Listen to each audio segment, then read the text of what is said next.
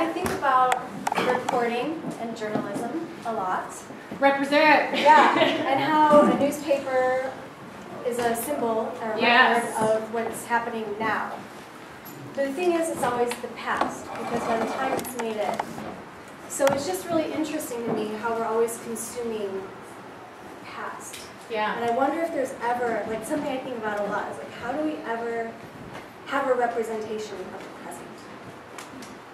That's like such a big philosophical thing, right? That's like once you name the Tao, it's no longer the Tao, right? As soon as you do something, that's it. Now you're not the same. Now you're different, right? Because as time goes, there's no, like, how do you re-present, right? How do you re-present? How do you do it?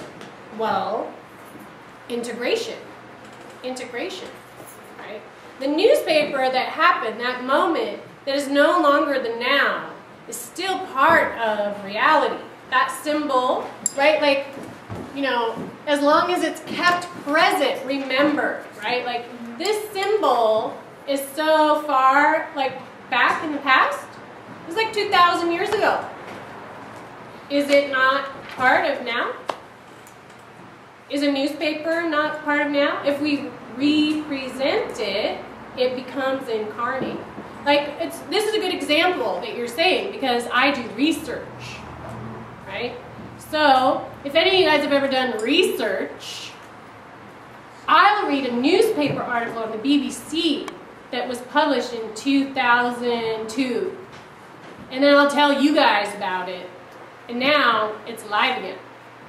In that moment in time, we can suddenly sympathize, right? Because I'll say it in terms of something I'm saying right now. So those newspapers and those articles get brought back to life like gods, like people, like when you say their names, like when you write something in a newspaper. There's some newspaper articles that are very famous, you know, that have recirculated over and over. Like look at the Unabomers, a good example, right? The Unabomers manifesto was printed in a newspaper, right? And every time it gets recirculated, that is re-invoked. Right? Every time someone researches, it gets re-invoked, reinvigorated. Right, so you keep recreating something that's already passed. Yeah, exactly. Exactly. Interesting. Like you are of your parents. Newspapers, the same thing. Which is weird. Yeah. And again, a big responsibility. Right? Because what if this idol that you've made in the newspaper is pretty far from reality? Now we've made a phantom, right? Which happens a lot in newspapers, you know. So that's a big deal. How writing represents a thing. But same as music. Well, any art form. Any art form, painting, you name it, creating anything. Like children, why it's the same thing with children. Anything you create is then no longer the thing. You are no longer your mother and father, now you're Liz. But you're still your mother and father at the same time, because you're a representation of that. Like people cry when they see movies and it's not real. Like they actually get invested in the... That's that movies come from phantasmagoria. You guys know like phantom, that word is actually from, that's a really good example. Movies, right? But it's a simulation of something that's like not happening. It's like it was happening to the actors. Maybe it's alluded to reality, but or to something that's past and it's being reinvoked.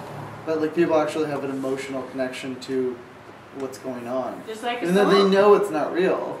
Like you know, you're seeing like this.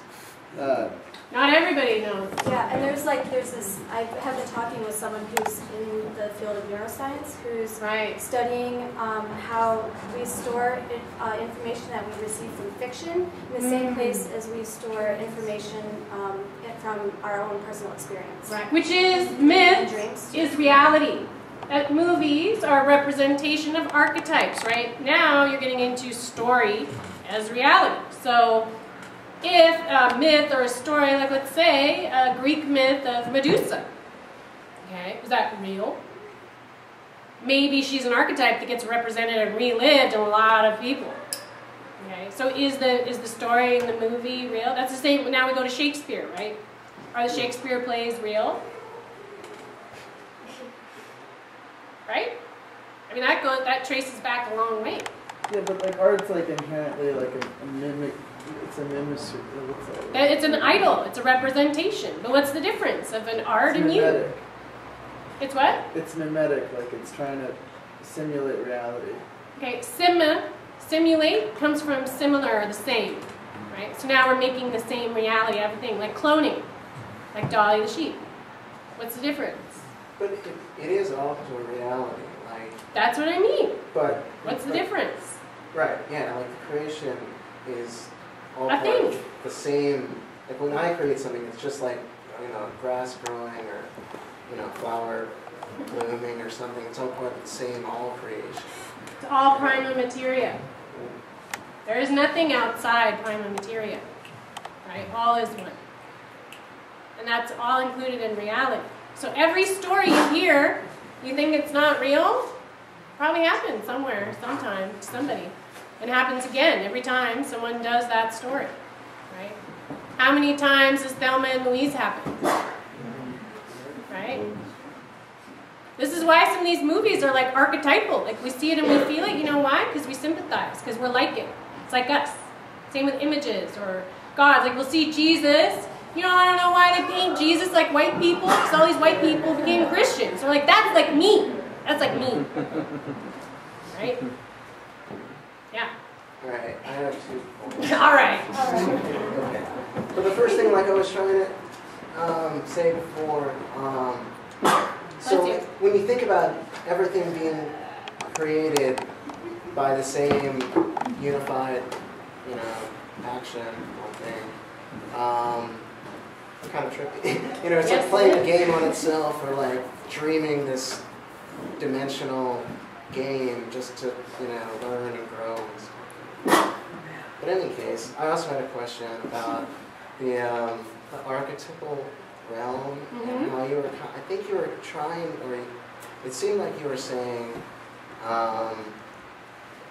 somehow through like focused conscious attention we create entities that then go into the archetypal thought form realm, and idols and stuff contain those. That's a lot of like magic, right? It's all invocation of deities, of gods. You say the name of God, or Athena, or whatever, you pick it, whatever. So here's my question, I just kind of got that. So there's things that like a circle, or a spiral, or a diamond, that you just see them, and you don't need to have any experience of a diamond or a circle. It does something to you. Or a pig, right?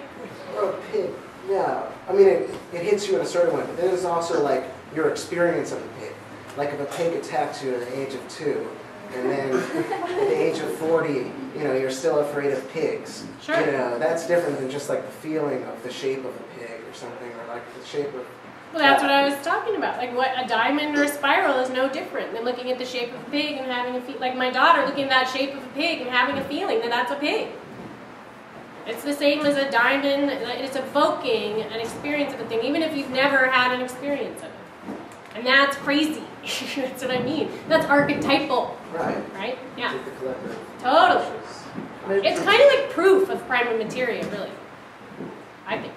Maybe it's kind of like Nietzsche's eternal recurrence. Like when you re-invoke something, you're just catching on to something that's already re-happening. There's nothing new under the sun. Yeah. If nothing, I think that would explain how everything is connected. But how does that explain like change, progress, evolution, like higher states of consciousness, and like newness? Like, Sure. There are things that You think there's new stuff? Yeah. This is good. This is a really good question. Because you guys know the etymology of the word evolve is really good. It's one of my favorites. Evolve doesn't mean something new is added. Evolve means something comes from the inside out. It's already there, all present, all the time. And yet, it gets potentiated and expressed, right? So it's like a good example of that, science-wise, is an atom. He was like thinking of time and things evolving, okay? So you would say, let's say you got like a bottle, okay, and this paper is like time. So you don't really know what this is right now. This is at a moment in time. And then time has to go by, And it keeps going by and it keeps going by, and then you're like, oh, it's a bottle. But you don't know it when you start here. You only know it when you get to here. But the bottle was there the whole time in its entirety, right? So it's all things always there, and as time goes, we get expression. So it's not, evolution isn't like new stuff, right? I know that's really weird to think about. Yes, creation. But all those things are always there. Yeah. So would that explain then, like, we're talking about creation, everything is already there, but like with Maslow's hierarchy of needs, like more is revealed, like self-realization. Yes, that's a perfect example. Perfect example. And the revelation, right? That's like magic. When we start increasing our perception, a perfect example would be someone who just fell in love for the first time. For them, they're like, oh my God, love! I've never had this before. I never felt this is love. But is love new? No!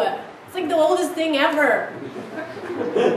But to that person at that time, like experiencing it, it's an evolution. It's something that has always been and is present and then gets expression in that form. But it's because of our perception. We didn't see it before. You know, like we'll see an ant, like maybe a kid will see an ant for the first time and they're like, oh, like children are a really good way to see this. They'll be like, oh my God, what is that? You see like a 1-year-old find an ant for the first time? It's so good, right? And they don't know what it is, and then you're like, that's an ant. They go, what is that, Mama? And you say, well, that's an ant. So it's like that. It's just perception-based because of our little tiny brains can't like see the prima materia in all of its totality. You can't handle it, you know? That's what the notorious God is for. Right? He's got to like contain all of it, but when we try to do it, we like turn into Nietzsche or something. But maybe it's like the realization of the Platonic perfect symbol that like we innately know it, but we're just finally the perfect symbol. I mean, that's like such a good expression.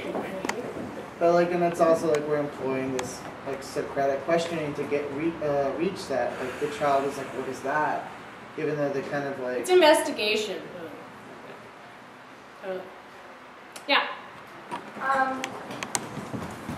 So like, what's to be said for our like sensitivity towards things that are already occurring?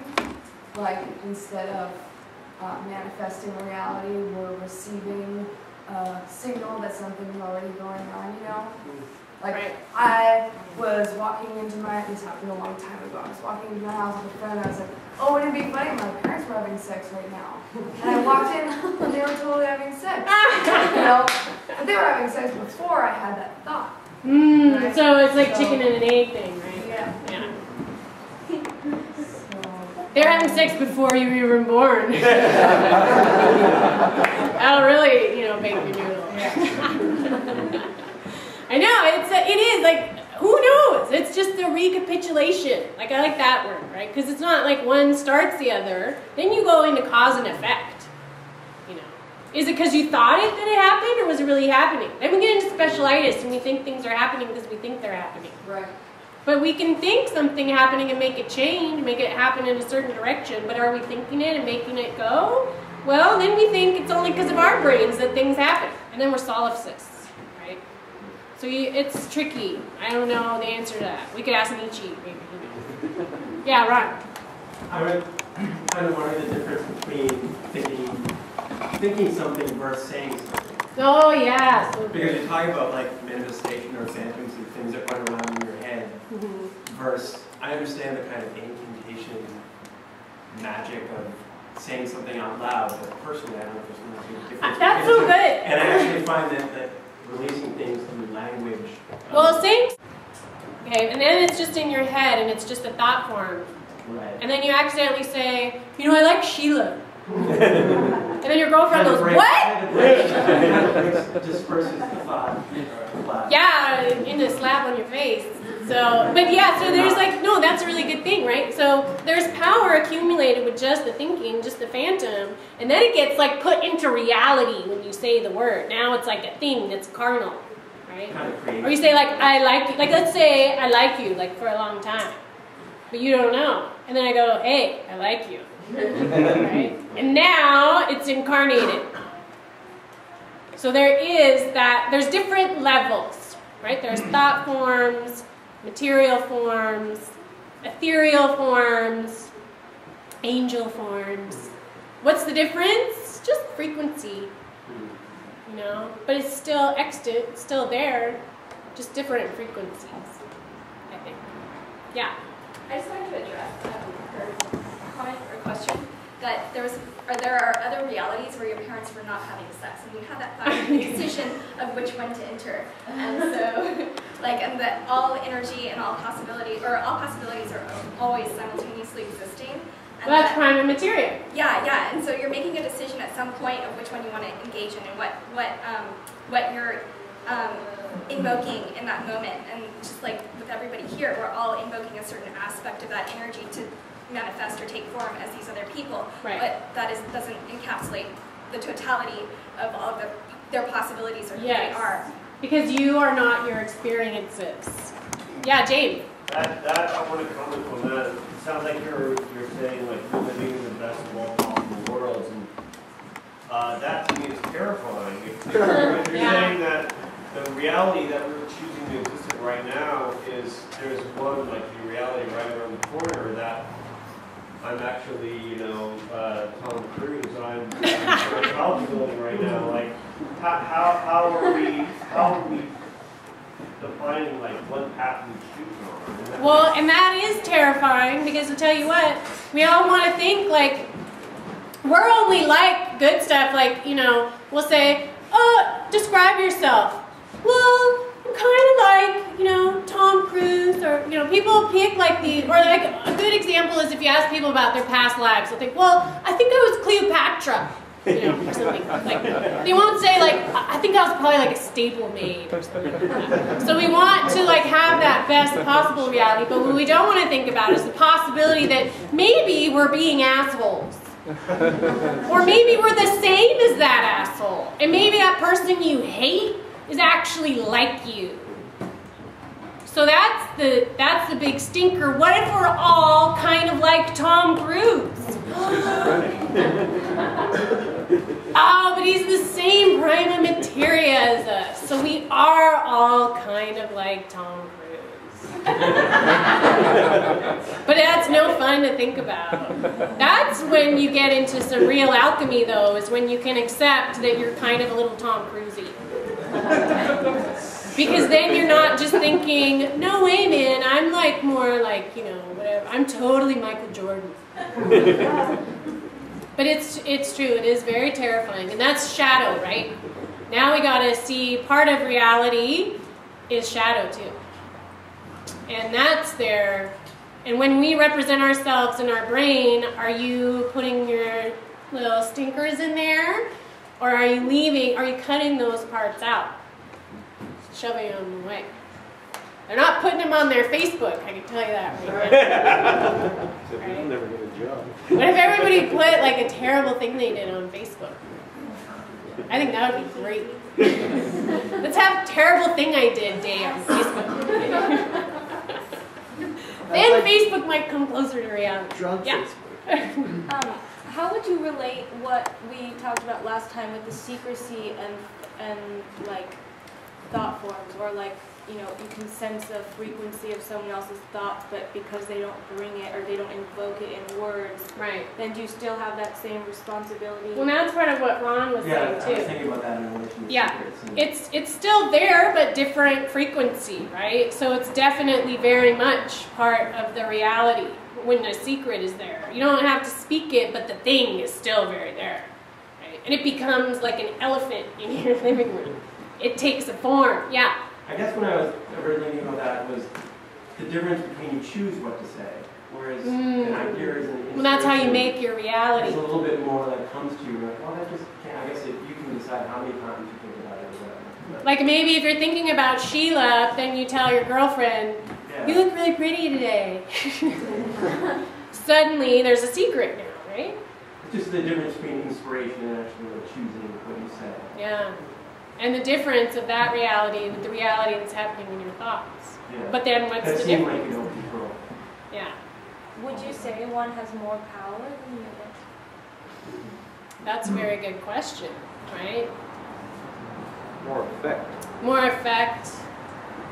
Because like it or not, whether you say things or not, that's what's driving your behavior. So if you like Sheila, but you're telling your girlfriend something else, and Sheila comes by, that thought is going to drive your behavior in a very physical way, like you'll start sweating. You know, you're like, oh, hi. How's it going? So now we're into subconscious, like incarnation, but it's incarnation nonetheless. It's still manifesting in your flesh, right? So, I mean, it's true. They both contain different ways of